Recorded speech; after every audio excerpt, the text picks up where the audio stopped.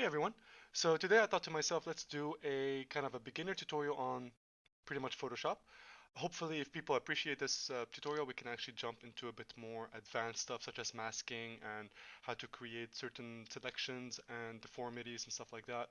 But for now, let's just stick to a very beginner tutorial and we'll see how it goes after that. So the first thing to do is I have here Photoshop CS6 open. This kind of tutorial will work with any version of Photoshop you have available. So first thing you have to see is that you have your UI system. So you have your file, edit on the top left, image, layer, all of these things. And you have your toolbar on the left. On the right you have your layers over here, your adjustment layers over here. So these are actually adjustment with the mask. They come together with the mask. We'll explain that later. Your RGB swatches over here and a few things like history and a few tools here that we'll probably not see today. So let's start first of all. When you begin working with Photoshop, if you're going to be creating something from scratch, you have to create an actual workspace. So basically a blank piece of paper or a canvas in this example. So you go to File, New, or press Ctrl N on your keyboard, and you get prompted with this window right here. Now, a few things to know. Presets depends on what you're doing. So sometimes, for example, default Photoshop sizes come in inches. The US paper, they have, for example, your letters, your legal, your tabloids. All of these change depending on the width and on the height and on the resolution. So that's pretty much what you have that changes in between those kind of presets. International paper, so if you're going to be printing on an A4, A6, A5, A3, and so on and so forth, and the same thing goes as well. You have specific millimeters or pixels or inches that come together with the specific resolution. So here we're going to go for a custom. And for me, I prefer working on pixels. So for an example, I'm going to change these to pixels and pixels per inch. And I'm going to make a paper that is 1920 by 1080 at 72 resolution. Now, resolution is basically how many pixels are in one single inch. Right, so it's a pixel per inch. So here I have 72 per inch, 72 pixels per inch. All right. So if you go for an example for something that is digital, so you're doing a work in Photoshop that is going to be put on Facebook or on a website or anything like that, 72 is perfectly fine. If you're going to be printing this specific page or layer that you're working on, 300 is typically what we use. All right. Next, RGB color, we either use RGB or CMYK. Now, the difference between these two, RGB is red, green, and blue, and we use it mainly for digital as well. And CMYK, we use it for printing. Why do we use CMYK for printing? So, RGB, if you mix red, green, and blue together, they can give you the same colors as cyan, magenta, yellow, and black. K is for black. Now, CMYK is used only for printing because in specific places that have printers, if you want to create a dark color, such as a black color, and you created this format with RGB, it will have to use the red cartridge, the green and the blue cartridges from a printer to be able to mix them together to create black. So that's a waste of ink, meaning that the printing press will actually lose money in this sense. CMYK, we use it specifically because the K is a separate cartridge. It's a black cartridge. So if you have any black color, this is the only one that will actually use the color. So for now, we're going to stick to RGB since we're going to be working digitally. And I have 8-bit, 16-bit, 32 bits. These are the channels for the actual color. You can keep it 8 or 16. For this tutorial, we're not going to be something specific. White background color or transparent, I'm going to keep it white. And for the advanced, just don't think about it too much right here. And say OK. So I get prompted with a white, uh, pretty much a white paper, a white canvas. On the right side, we have our layer system right here. And we have the background, which is also locked. For me to be able to start editing or moving something, I have to double click on this background right here that is locked. And it prompts me the new layer, so I'm just going to call this background. And press OK. And now this is an actual layer without a locked icon on it, meaning I can start painting and working on it as I please. Okay, so let's look over a few things. On the right first, to be able to create a new layer, so if I want to add, let's say I want to create a red layer and a black layer, okay? And then of course you have the white layer of the background.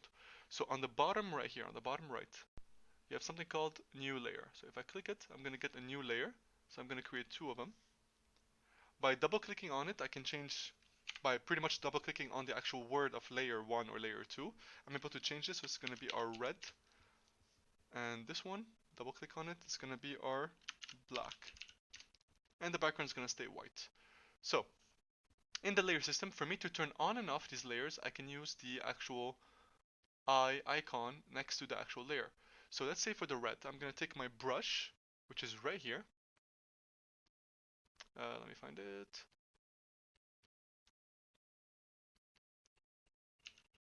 There we go. So pencil brush, no, I need to click on the brush tool. So whenever you have an icon with a small little arrow next to it, if I click and hold, it will open a menu of many tools. So I'm going to stay with my brush color, and I'm going to paint in red. So if you notice, I'm on the red layer, so it's highlighted, and I'm able to paint in red. It's a bit of an orange, so I'm going to go here for my colors. I'm going to make sure it's pure red. There we go. And now it's going to be pure red. There we go. Now I'm going to click on the black layer, and I'm going to select a black color and paint as well. Now you won't be able to see it because there is something you have to know about layers. So here it changed to black, but in Photoshop, the highest layer over here is going to take priority, meaning it's going to be the only one that shows first. If I turn it off, you'll see the black. If I turn off the black, you'll see the white from the background. Alright? So it's like pages on a book. The first one is always going to be on top of all the other pages. So that's how you have to think about this. Now, let's think about selecting tools. So you have here on the top left my move tool, which is also command on the keyboard is a V. I have my first select tool. So I have rectangular, I can select in a rectangular fashion. If I press Ctrl D for deselect, it will remove the selection. I have a circle or an ellipse, Ctrl D. If I press Shift while creating the selection, it will create one that is uniform as a circle. Before it was an actual ellipse. If I don't press Shift. If I press Shift, it will create a uniform circle. Okay? Ctrl D for deselect. These single row marquee and single column marquee tools, we're not going to use them. It's basically a single line, so let me show you a demonstration. There is really no point to it. Here I have a lasso tool. That's another select tool, so it allows me to select with the mouse motion. So for an example, if I select something small, it will select the biggest area I select outside. So it goes from in to the biggest outside. And we always select the biggest one outside. So I'm able to select, for an example, something that is a bit weird and go inside. It will not select that, but it will select this area right here that went over the border. See? Control D. Polygonal lasso tool, so it's basically lines. Click and drag, just click and drag and keep going. If I do mess up something, you can click on backspace on your keyboard. So backspace, backspace, backspace, backspace until it gets to where I want it to be. And if I get here and I wanted to close this entire loop, I can just double click. Sorry, on my Wacom it's a bit annoying, so there we go. Double click. Control D to deselect. And I have the magnetic lasso tool, which I'll explain in a bit. Under it, I have a quick selection tool. This allows me to select in a range of an area, and I'm going to show you with an actual picture what it does. Here I have the crop tool, so I'm able to crop or resize something specific, and press enter to make it happen. Control Z to make it remove itself, and enter to keep it the way it is. There we go. Don't crop. Perfect. So for now, we're just going to stick to the actual keys. Now, we understood basically what these layers do and how they function. So what if I want to see a black layer, which is under it? I'm going to select right here a rectangle, just like so. And if I hover my mouse over it with my move tool, right here, it will show me a pair of scissors. If you notice, a pair of scissors. Meaning I can click on this and drag it somewhere else. And I can see the layer that is under this layer. Okay, keep it here and Control D to stop it. I want a white layer, so that means I have to go to the black and do the same thing. So I can go here, press V on my keyboard and move this to the side. And now I have a piece of the white. Okay, so if you notice here on my right side, you have here the selection that you can see on the actual layer. The black, you can see a small little white dot representing this specific adjustment. Alright, so let's close everything up and get an actual picture here. So 2 ways to get a picture, actually 3 ways. One, I can double click here. It will open up this panel where I can just find wherever I have my pictures. So here I have the mountains, for an example. Okay. Or I can select my folders, go to my desktop, get the actual image. Let me find it here, mountains. Click and drag all the way into the scene, and this will create it as well. Or I can go to my file, open, and get the image itself. So 3 ways.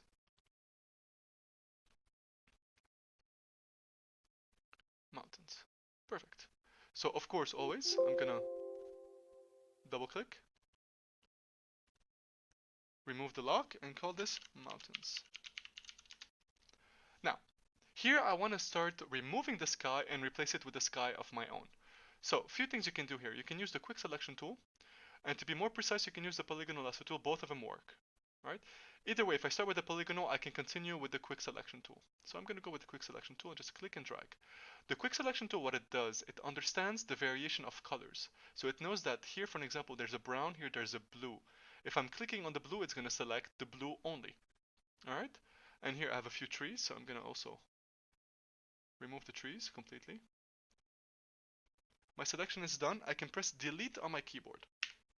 And these little squares that you see means that this is transparent, because over here I have no other layer under it. If I had another layer that is white, for an example, so let's create a new layer. Create one that is white. My layer selected, I took my brush and I'm just going to paint, sorry, it's still in black. There we go.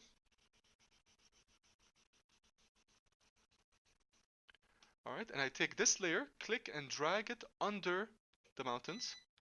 And if you see, right there, there's white. If I turn it off, you get transparent. Small little cubes, that's transparent. Press it on, I get my layer. Alright, so now let's get a sky over here. So file, open, I'm gonna get the sky image. There we are. Now, 2 ways as well to get an image into another layer. So here, for an example, on the top left, I have my mountains on one layer, right here, and I have the sky on another. Very important to know. So for me to get this sky over there, I have to select the sky without the floor, without the ground, or whatever that is. Click on my V tool or my move tool, click and drag. And if you follow my cursor, I click on the layer itself, mountain, come back inside and release my mouse. And now I get this layer right here. Okay? The sky layer. Now, another way to do this as well, I can, instead of having the sky over here, I can open my file explorer, get the sky, click and drag it into my scene. There it is. Now, something important that happens, this is also a smart object. A smart object means that this can be resized without ruining the resolution or the colors too much. Okay? And when I'm resizing, the command for resizing a layer, so I have my sky layer right here, this small little icon indicates it's a smart object. For me to make it into a normal layer, once I'm happy with the size of it, I just right click on it, right click, and I say rasterize layer. And now this icon is gone, and this is the actual size of the layer right here. Okay? So I'm going to put it right there, and I'm going to put it under the mountain itself. And now the sky has changed. And if I click on the sky and I move it, I can change a little bit of the positions just to get a better effect right here. So I like, this is nice.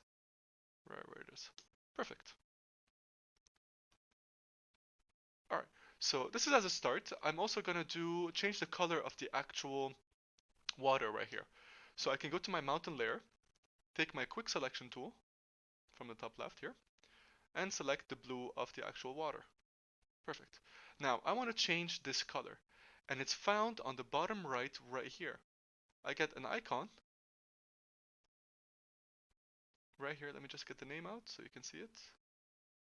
It's not gonna work. Alright, so if you click here, I get multiple adjustment layers. So exposure, brightness and contrast. We'll go over these another day for sure, what each one does. But to change the color, it's called hue and saturation. A hue meaning the RGB value, saturation meaning the value, the amount of color you want. So if, let me go again here. So I have selected something inside of the mountain layer, which is right here. If I select an adjustment layer, you will notice something that happens. My adjustment layer has a mask next to it. A mask is basically like a layer that covers the entire image, and on that actual layer, you can see that since I selected something from the mountain selection, it will also take it from here. So if I click Alt on the mask, this is the selection I had before. This indicates the black doesn't show, the white always shows. So black is invisible, white always visible. So this adjustment layer, if I'm changing the color, it will only change the color in the white area. So right here. If I press Alt again, I can see the image again. And on the left right here, if I double click on this, it will give me the panel that allows me to change the color. So again, it's right here. Double click on this will give me this panel. So if I change the hue, it will change the color as I go. If I increase the saturation, it will increase the color, the amount of color. So this is definitely not pretty. Let's keep it in the middle. If I remove saturation, it will go black and white. Control Z to repeat. So I can change the color to something that looks like a red. Okay? Or a blue, a dark blue here. Perfect. And I can just close this up and put it to the side. So as a start, this is how you basically change colors. If I'm not happy with this color, I can just delete it. So select the layer and delete, and it goes back to the original color.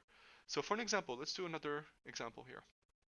I want to increase the brightness. So same thing, I select something from the mountain, I click on the adjustment layer, and I get the adjustment on the mask of the brightness right here. I select this icon right here next to it, and I can increase or decrease the brightness. So here I want to increase it just a little bit and increase the contrast to make it a very dark blue. Now, same thing I can do here is select mountains again, click on the adjustment layers, and I also want to change it to another color. So same thing, and change it to a purple. Alright, so for a first session, I think this is good enough for people to understand how to manipulate and cut and select certain images. And I hope to see you on the next one where we go a bit more over how to mask and how to understand masking at a professional level. Alright guys, thank you so much. Bye.